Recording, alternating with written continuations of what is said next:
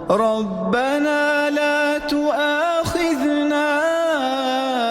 إن نسينا أو أخطأنا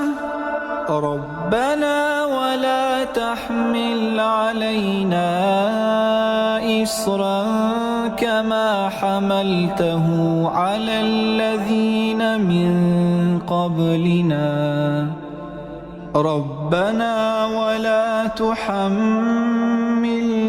ما لا طاقة لنا به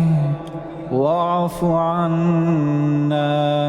واغفر لنا وارحمنا أنت مولانا فانصرنا على القوم